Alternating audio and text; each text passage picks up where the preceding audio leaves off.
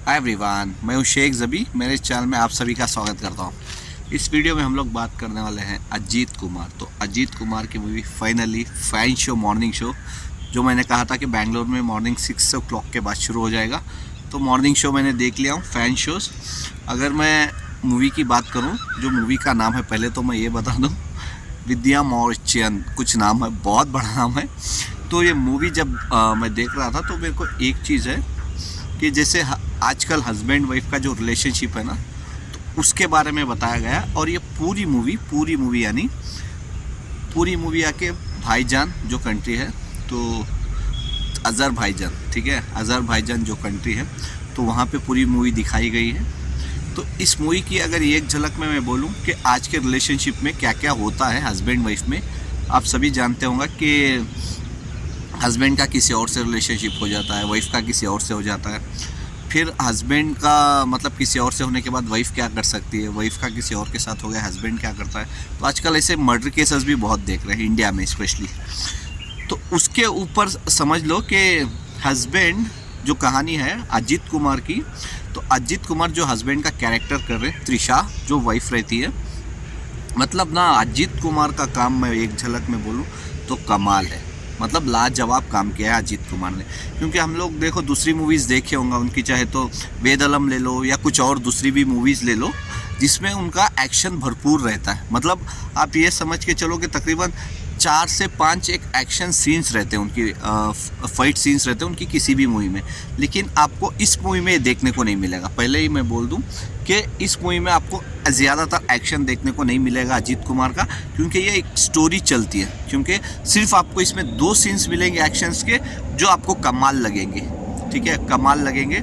और सबसे बड़ी बात, पहले मैं कहानी से शुरुआत कर देता हूँ। देखो कहानी चलती है, सिंपल है कि त्रिशा वाइफ है, हस्बैंड जो अजीत कुमार है, तो उनकी लाइफ कैसे चलती है, ठीक है। 10-12 साल होके रहता है इनकी शादी को होके, तो उनका रिलेशनशिप कैसे रहता है। तो आप सभी जानते होंगे कि लंबा रिलेशनशिप के बाद थोड़े बहुत डिवोर्स भी हो जाते हैं। तो वाइफ डिवोर्स लेना चाहती है, यानी त्रिशा डिवोर्स लेना चाहती है अजीत कुमार से। और त्रिशा डिवोर्स क्यों लेना चाहती है, ठीक है, तो ये रीज़न आपको मूवी में देखना पड़ेगा।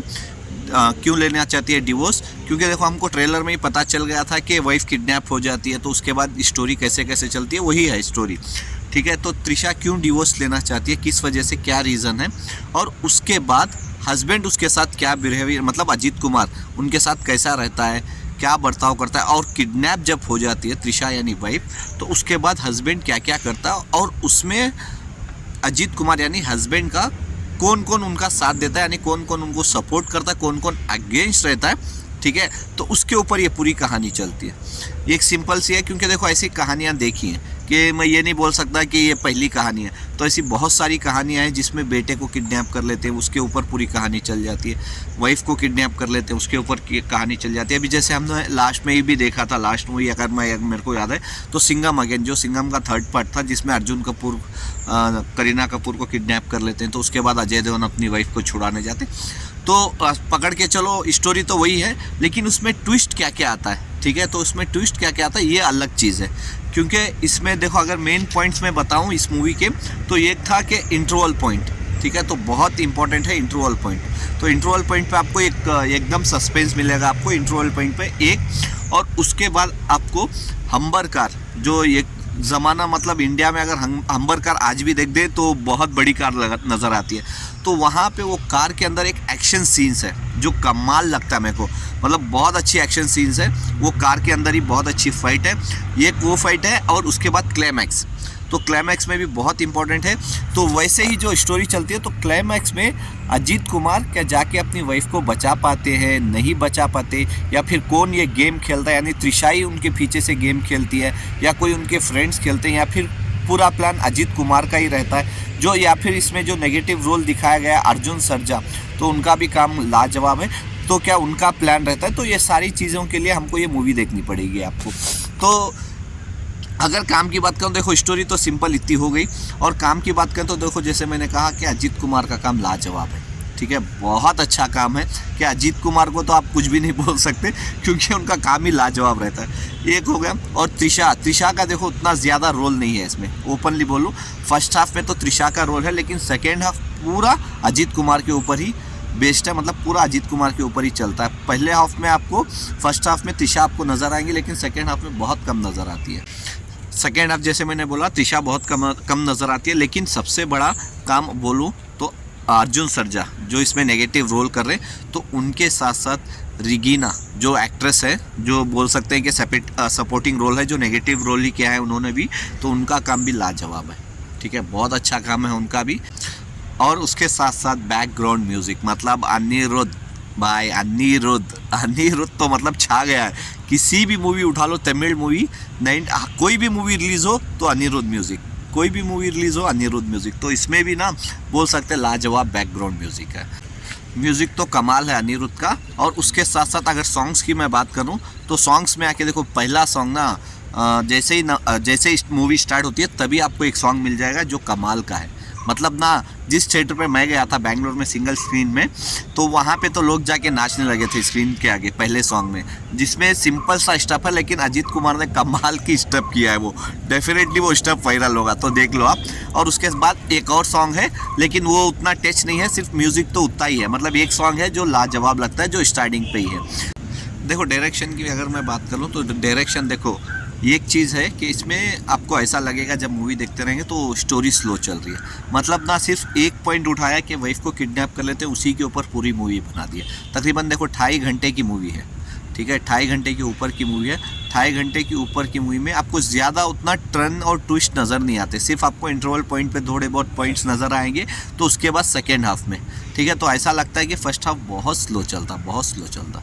मेन चीज़ ये भी है इसमें, क्योंकि अभी देखो ज़्यादातर तमिल मूवी हो या फिर तेलुगु में या फिर कन्नड़ा मूवी, तो इसमें कॉमेडी रहती है। ठीक है, एटलीस्ट 2-4 सीन्स ऐसे रहते हैं जिसमें कॉमेडी रहती है। और ज़्यादातर अगर हम लोग तमिल मूवी की बात कर लें तो देखो, तमिल मूवी में अगर योगी बाबू जो कॉमेडियन एक्टर हैं, अगर वो रह गए तो समझ के चलो कि आपको तकरीबन 5 से या 10 पॉइंट्स तक आपको कॉमेडी मूवीज़, मतलब कॉमेडी पंचेस मिल जाएंगे, जिस पे लोगों को हंसने का मौका मिलता है। तो आपको ये भी इसमें मिसिंग होगा इस मूवी में, क्योंकि कॉमेडी कुछ भी नहीं है। मतलब योगी बाबू तो नहीं है इस मूवी में, और उसके साथ साथ आपको एक भी ऐसा पंच नहीं मिलेगा, एक भी कॉमेडी, मतलब एक भी डायलॉग्स आपको नहीं मिलेगा, कुछ भी, मतलब आपको कॉमेडी नहीं मिलेगी। मतलब ये एक्सेप्ट करके नहीं जाओ कि आपको कॉमेडी मिलेगी, तो कॉमेडी कुछ भी नहीं है इसमें। तो मेन वही है कि कहानी इसकी बहुत इंपॉर्टेंट है, क्योंकि देखो कहानी बहुत सिंपल चलती है। सबको पता होगा, ट्रेलर में ही पता चल गया था, वाइफ किडनैप हो जाती है तो बस उसको छुड़ाना है। तो कैसे छुड़ाते हैं वही था ट्विस्ट, और कुछ ज़्यादा नहीं है उसमें। बस ट्विस्ट 2-3 अच्छे दिखते हैं आपको, लेकिन क्लाइमैक्स में आपको पूरी क्लैरिटी मिल जाती है। लेकिन अगर मैं बोलूँ तो मेरे लिए ये मूवी आके सिर्फ जस्ट 1 टाइम वॉच है। मतलब एक बार आप देख सकते, आप रिपीट नहीं देख सकते इसको। मतलब एक बार जाके आप देख के एंजॉय कर सकते, आप रिपीट वैल्यू नहीं है मतलब इस मूवी की। तो एक बार देख के आपको कमाल लगेगा। देखो अजीत कुमार का काम तो कमाल ही है, लेकिन इम्पॉर्टेंट ये है कि इसमें अजीत कुमार के फैंस एक्सेप्ट करते हैं एक्शन को। ठीक है, साउथ में देखो ज़्यादातर मूवीज़ बनती है 99% एक्शन मूवी, तो स्टोरी लाइन्स बहुत कम रहती है। तो इसमें आपको स्टोरी लाइन मिलेगी, एक्शन बहुत कम मिलेगा। तो मेन माइनस पॉइंट यही है इस मूवी का, क्योंकि अजीत कुमार के फैंस को जो थिएटर, जो स्टेडियम में बदल जाता है, जो सीटी मारते हैं या चिल्लाते हैं, तो वो एक्शन सीन्स आपको देखने को मिस होती है इस मूवी में। सिर्फ 2 ही सीन्स हैं जो मैंने बोला, एक खंबर कार में है, एक क्लाइमैक्स में है। तो वो छोड़ के आपको ज़्यादातर एक्शन इसमें देखने को नहीं मिलता। तो चलिए देखते हैं कि ये मूवी कितना कमा पाती है, क्योंकि देखो तकरीबन 150 से 200 करोड़ की मूवी है। तो देखते हैं, आई होप कि ये मूवी एक ब्लॉकबस्टर निकले, लेकिन ये अभी 3-4 दिन के बाद ही पता चलेगा। तो देखते हैं कि लोगों को कैसे पसंद आती है। आपने अभी तक ये मूवी नहीं देखी है तो जाके देखिए और इन्जॉय कीजिए। और आपको मूवी कैसी लगी आप मेरे को कमेंट्स करके बता सकते हैं। Bye, take care.